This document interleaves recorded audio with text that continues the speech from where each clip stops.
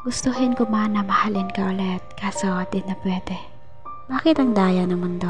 Bakit pa tayo pinagtagpo kung sa dako parang ay di naman pala magiging tayo hanggang dulo? Yan ang tanong ng aking isipan tuwing nakatingin ako sa kawalan. Ang hirap isipin, di ko alam kung anong dapat kong gawin.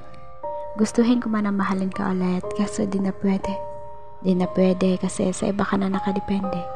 Huli na ba ako? Sana sa umpisa pa lang din ako sumuko. Siguro nabubunyi ngayon ang ating mga puso. Kasi may tayo pa rin sa kabila ng ating titiisin.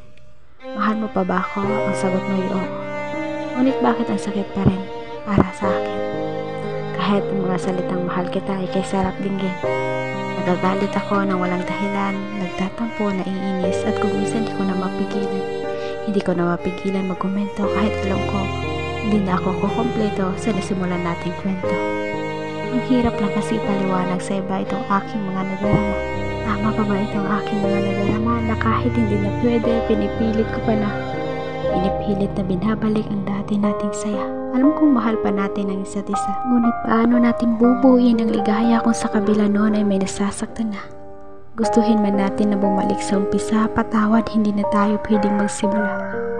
Gusto ko lang malaman mo na nakaukit ka na dito sa puso ko.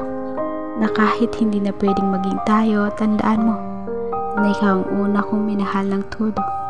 Ang tanga ko lang kasi pinakawalan kita ng diretsyo. Sana mapakinggan mo ito, di ko na kasi alam kung paano. Marami akong nabibigyan ng advice, lahat ng tanong nila nasasagot ko. Pero bakit mismong tanong ng isip ko, di ko masagot. At ngayon ko lang napagtanto na hindi ko pala masagot ang tanong ng isip ko. Pilit niya kasi akong nilalayo sa'yo at kinokontra ito ng puso ko. Mahal, sana di ka magbago kahit gustuhin ko man na mahalin ka. Alam nating pareho na nagtapos na ang pahina ng ating kwento.